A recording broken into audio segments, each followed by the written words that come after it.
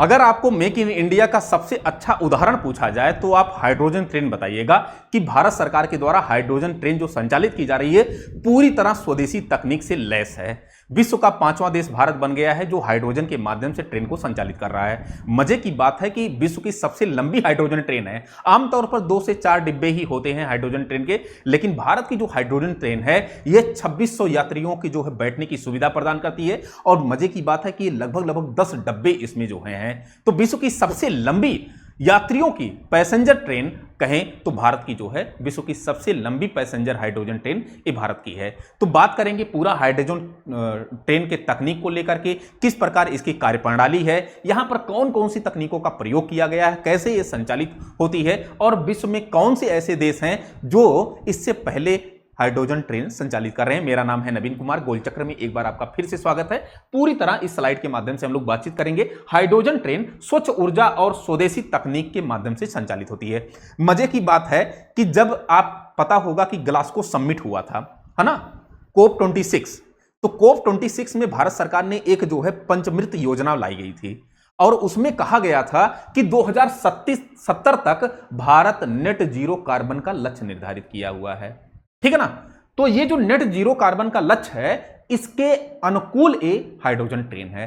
तो hydrogen train ये स्वच्छ ऊर्जा और स्वदेशी तकनीक से आधारित है। तो थोड़ा सा इसको देखेंगे कि वैश्विक मंच पर भारत की एक नई उड़ान आपको दिखाई देगी और ये नई उड़ान जो आपको दिखाई देगी ये एलिट क्लब में आपको शामिल होते हुए भारत दिखाई देगा। पहला कि एक तो जर्मनी इसमें है, जापान है, अमेरिका है, चाइना है। इसके बाद जो 5वां देश बना हुआ है वो अपना प्यारा सा भारत बना हुआ है। इससे पहले अमेरिका के द्वारा, फिर उसके बाद जो है जर्मनी यहां पर आपको दिखाई पड़ेगा, यहां पर आपको चाइना दिखाई पड़ेगा, यहां पर आपको जो है जापान दिखाई पड़ेगा। इन चारों देशों के द्वारा हाइड्रोजन ट्रेन संचालित की जा रही है। लेकिन इसके बाद कोई हाइड्रोजन ट्रेन अगर बना पाया है तो वो अपना प्यारा सा विकासशील भारत बना पाया है। खैर 2047 तक हम एक विकसित भारत की तरफ आगे बढ़ रहे हैं। विश्व की सबसे तेजी से ग्रोथ करने वाली इकोनॉमी हम हैं। अलग बात है कि पर कैपिटा इनकम जो है हम बांग्लादेश से कम है ना, लेकिन हम प्रयास तो कर रहे हैं। ठीक है। अब यहां पर जर्मनी, जापान, चीन और अमेरिका के बाद अब भारत भी जो है इस एलिट क्लब में क्या हो गया है, शामिल हो गया है। पहला रूट इसका क्या है तो यह हरियाणा के जिंद सोनीपत मार्ग पर होगा इस ऐतिहासिक ट्रेन का क्या संचालन। तो हरियाणा का जो जिंद सोनीपत मार्ग है उस पर इसका क्या होगा, संचालन होगा। मुझे उम्मीद है कि आपको समझ में आ रहा होगा। आते हैं यहां पर दुनिया की सबसे लंबी हाइड्रोजन पैसेंजर ट्रेन।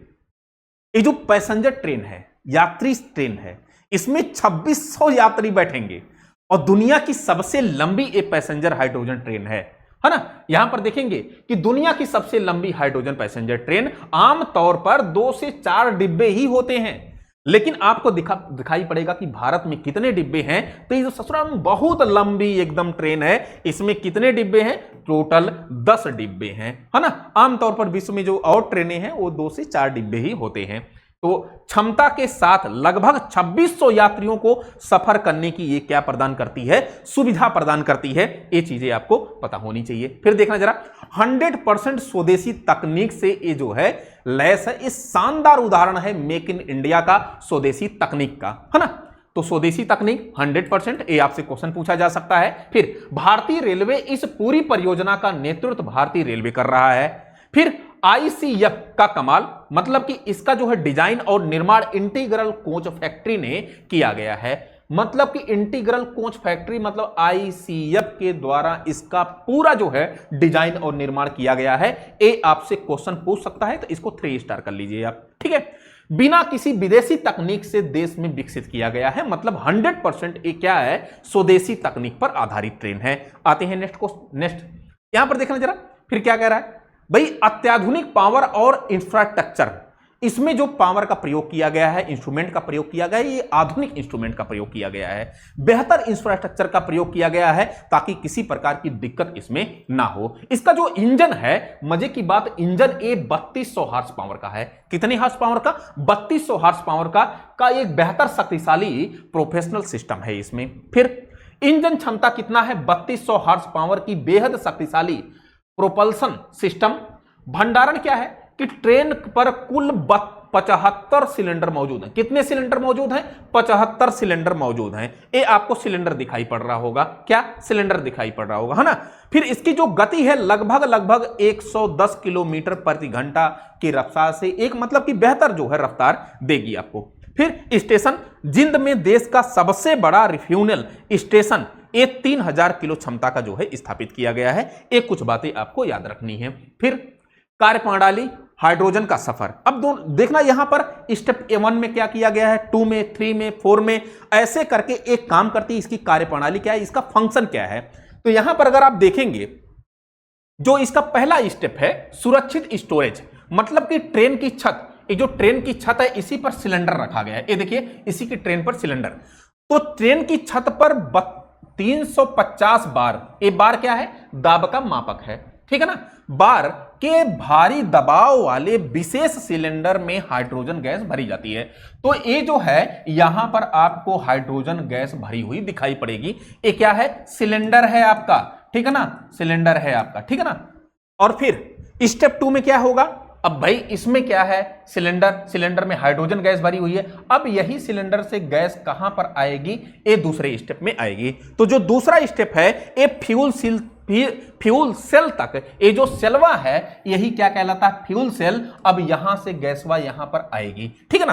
तो यही कह रहा है कि दूसरे स्टेप में फ्यूल सेल तक पहुंच, सिलेंडर से निकल करके यह गैस फ्यूल सेल पर प्रवेश करती है, जो कार्यप्रणाली मुख्य केंद्र है, जो इस कार्यप्रणाली का क्या है, मुख्य केंद्र है। और ये क्या है, फ्यूल सेल है ना। क्या है ये, तो ये आप देखेंगे तो ये फ्यूल सेल है, ठीक है।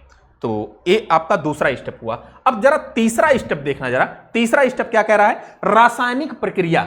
और रासायनिक प्रक्रिया आप देखेंगे तो यहां पर ऑक्सीजन से जाकर के क्रिया करेगी और फिर जो है एक इसको एनर्जी मिलेगी। तो यहां कह रहा है कि रासायनिक प्रक्रिया, फ्यूल सेल में हाइड्रोजन हवा में मौजूद ऑक्सीजन से मिलती है।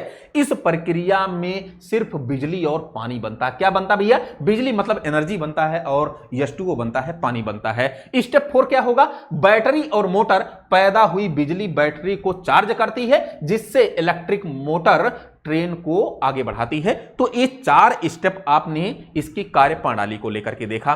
फिर सुरक्षा के पुख्ता तथा आधुनिक इंतजाम इसमें किए गए हैं। कौन कौन से, यहां पर आप देखेंगे कि लीकेज सेंसर इसमें लगाया गया है, अत्याधुनिक सेंसर है। अगर गैस लीक होती है तो सिस्टम अपने आप क्या हो जाएगा, बंद हो जाएगा। बहुत अच्छा सिस्टम है। फिर उसके बाद पिलर 2 क्या है कि ड्राफ्ट और बुलेट टेस्ट, सिलेंडरों की मौजूदगी मजबूती जांचने के लिए एक कठिन ड्राफ्ट टेस्ट तथा बुलेट टेस्ट पास किए गए हैं। पिलर 3 छत पर सुरक्षित डिजाइन, मतलब कि सिलेंडर छत पर है। ये जो सिलेंडरवा है ये ट्रेनिया के छता पर रखा गया भैया, है ना, ताकि अगर गैस वगैरह निकले तो ये ऊपर चला जाए, ये ट्रेन के अंतर्गत ना हो, ताकि ट्रेन के यात्रियों को प्रभावित ना करे। लीकेज होने पर हल्की हाइड्रोजन ऊपर उठ जाएगी और ट्रेन में ये नहीं फैलेगी। इसका जो है पुख्ता इंतजाम किया गया है ताकि ये पूरी तरह क्या हो, सुरक्षित हो। जीरो कार्बन उत्सर्जन, भारत का भविष्य, 2070 में भारत ने नेट जीरो कार्बन का उत्सर्जन का लक्ष्य रखा गया है।